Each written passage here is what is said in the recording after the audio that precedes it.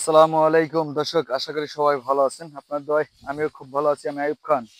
দর্শক, ইতিপূর্বের ভিডিওতে দেখছেন এই জায়গাটায় এখানে ডেজার্ট দিয়ে কিছুদিন আগে বালু দিয়ে ভরাট করা হয়েছিল।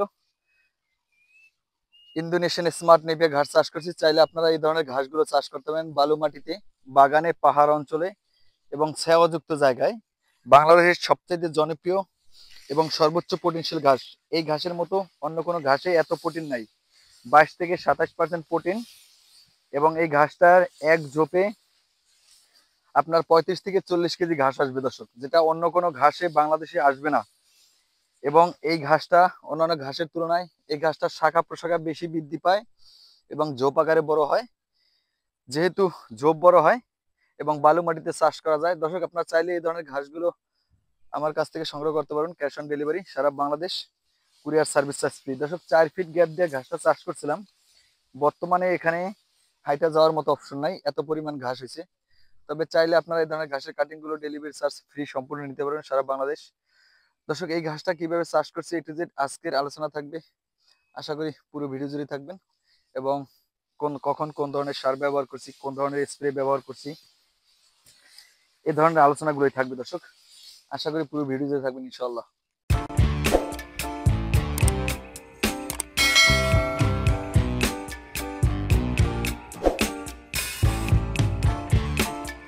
দর্শক দেখেন কি পরিমাণ ঘাস এখানে। আমি ইতিপূর্বের যে ভিডিওগুলো ধারণ করছি দর্শক, আপনারা দেখবেন 4 ফিট 5 ফিট মানে একটা সিরিয়াল 4 ফিট গ্যাপ দিছি, পরের সিরিয়াল 5 ফিট গ্যাপ দিছি। এরপরে আপনার জমিটা চাষ করছি। এখানে যেহেতু ডেজার্ট দিয়ে বালু দিয়ে ভরাট করা ছিল, সর্বপ্রথম সিরিয়াল করছি। এই দেখেন হালকা পরিমাণ বোঝা যায় যে একটা সিরিয়াল। এরপরে বালু মাটিতে চাষ করতে হলে আপনারা সর্বপ্রথম যে কাজগুলো করবেন, প্রতি 30 শতাংশ জমির জন্য 20 কেজি জিপ সার, 10 কেজি ইউরিয়া, 10 কেজি ড্যাপ এবং 2 কেজি থিওবিট, 2 কেজি ম্যাগমা, 2 কেজি গ্রোজিং, এই ধরনের সারগুলো নিয়ে মিক্স করবেন। মিক্স করার পরে যেই জায়গাটায় পড়বে সেই জায়গাটায় স্পেশাল ভাবে আলাদাভাবে মিক্স করা সার আপনার থাকবে, এবং আলাদাভাবে আপনার 30 শতাংশ জমির জন্য 10 থেকে 15 কেজি পটাশ নেবেন। পটাশ যেই জায়গায় পড়বে, মানে পাশে আপনি 4 ফিট দিবেন, লম্বায় 2 ফিট পর পর একটু করে গর্ত করে যাবেন এবং জৈব সার দিবেন। জৈব সার যদি দিতে না পারেন, গোবর সার, তাহলে আপনি ওই জায়গাটায় 4 চামচের 1 চামচ করে পটাশ দিবেন এবং আপনার যে মিক্স করা সার আছে সেই সারগুলো 1 চামচ করে দিবেন। দিয়ে ভালো মতন বালুটারে মিক্স করেন, বা মাটি যদি মাটিতে করেন তাহলে মিক্স করেন, বা বাগান হলে মিক্স করেন। মিক্স করার পরে 2টা করে কাটিং রোপণ করবেন। পাশে দর্শক 4 ফিট গ্যাপ দিবেন, সর্বনিম্ন 4 ফিট। এরপরে লম্বায় 2 ফিট পর পর ওই জায়গাটা 2টা করে চারা দিবেন। চারা দেওয়ার পর রোপণ করে দিবেন। রোপণ করে দেওয়ার পর 10 থেকে 12 দিনের মাথায় যে আপনার মিক্স করা 50% সার আছে, সেই সারগুলো আপনি ব্যবহার করবেন দর্শক। ব্যবহার করার পরে বাকি যে 50% সার থাকবে, ওই সারগুলো আবার 10 থেকে 12 দিনের মাথায় দিবেন। তো অবশ্যই ঘাস চাষ করার পরে জমিতে সাথে সাথে পর্যাপ্ত পরিমাণ পানি দিবেন। সেটা বালু মাটিতে হোক, বাগান হোক, যে কোনো পরিবেশে। বাগান যদি বালু মাটি হয় তাহলে আপনি 1 সপ্তাহ পর পর পানি দিবেন। যদি বাগান হয় এবং মিক্স করা যে আপনার সারটা থাকবে সেটা 10 দিনের মাথায় আবার 4 চামচে 1 চামচ করে জমিতে দিবেন। অবশ্যই ঘাস চাষ করার সময় দর্শক, এই দেখেন আমার বালু মাটি, সর্বনিম্ন 4 ফুট পাশে গ্যাপ দিবেন। এরপরে সিরিয়াল করে ঘাস চাষ করবেন।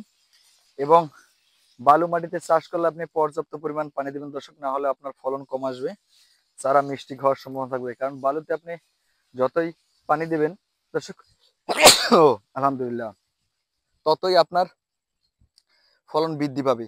যখন ঘাসটা 20 থেকে 25 দিনের মাথায় চলে আসবে, তখন আপনারা ঘাসে এই আগাছা পরিষ্কার না করে, যেহেতু সার দেবেন ঘাসের গোড়ায় গোড়ায়, আগাছা পরিষ্কার না করে কীটনাশক দিয়ে, আমার ইতিপূর্বে একটা ভিডিও দেওয়া আছে, কীটনাশক দিয়ে ঘাসগুলো মারবেন। এরপরে যখন কীটনাশক দিয়ে মারা হবে, এরপর ঘাসের গোড়ায় সার দিয়ে দিবেন। এবং ঘাসটা যখন 30 থেকে 35 দিন বয়স হবে, তখন আপনারা ভলিউম নামের একটা ওষুধ আছে, যেটা ভিটামিন ঘাটতি পূরণ করে এবং সেই সাথে ঘাস বৃদ্ধি হতে সহায়তা করে। তখন আপনারা ওই ধরনের ওষুধগুলো ব্যবহার করবেন। দর্শক, বাংলাদেশের যত ঘাস আছে সব ঘাসের রাজা বলা হয় এই ইন্দোনেশিয়ান স্মার্ট নেপিয়া। কারণ এই ঘাসটার একটা ঝোপে 200 থেকে 250 পিস ঘাস হয়। ঘাসের শাখা প্রশাখা বৃদ্ধি পায়। দেখেন দর্শক, 4 ফিট আমার গ্যাপ দেওয়া, 5 ফিট মানে একটা সিরিয়াল যদি আমি 4 ফিট গ্যাপ দিছি, পরের সিরিয়াল আমি 5 ফিট গ্যাপ দিছি। পাশে গ্যাপ 4 ফিট দিছি, 5 ফিট, এবং লম্বায় 2 ফিট পর পর 2টা করে কাটিং রোপণ করছি। আমার এই গাছটা 3 মাস পার হয়ে গেছে দর্শক। আপনারা সবাই জানেন আমি কাটিং বিক্রির সাথে জড়িত। যেহেতু কাটিং বিক্রি করি, তাই ফলনও আমার বেশি দরকার হয়, জব দরকার হয়, কাটিং এর মান ভালো হয়। এই কারণে আর কি আমার গ্যাপ বেশি দেওয়া, এবং অনেকদিন হয়েছে কাটা হয় না। তবে আপনারা গ্যাপ বেশি দিলে আপনাদের হবে কি জব অনেক বড় আসবে, ফলন বৃদ্ধি পাবে। তবে যেমন যারা ঘাস, এলিফ্যান্ট, অন্যান্য ঘাস 2 মাসের বেশি বয়স হয়ে গেলে ঘাসের গোড়া শক্ত হয়ে যায়, ঘাস খায় না, 50% ফলানো যায়, প্রোটিন কমে যায়। সেক্ষেত্রে আপনি এই ইন্দোনেশিয়ান স্মার্ট নেপিয়া বা এই ঘাসটা আপনি যদি 4 মাসের মাঝে না কাটেন, তাহলে আপনার প্রোটিন পার্সেন্টেজ কমার কোনো সম্ভাবনা থাকবে না অন্যান্য ঘাসের তুলনায়। খুবই জনপ্রিয় একটা ঘাস, আপনি ছাওযুক্ত জায়গায় চাষ করতে পারবেন, কলা বাগানে চাষ করতে পারবেন, বালু মাটিতে চাষ করতে পারবেন, যা অন্য কোনো ঘাস পারবেন না। এই কারণে বলা হয় বাংলাদেশের সবচেয়ে জনপ্রিয় ঘাস এই ইন্দোনেশিয়ান স্মার্ট নেপিয়া। দর্শক, সব ধরনের ঘাসের কাটিং এই মুহূর্তে ডেলিভারি চার্জ সারা বাংলাদেশ ফ্রি চলছে, চাইলে আপনারা আমার কাছ থেকে সংগ্রহ করতে পারেন ইনশাআল্লাহ।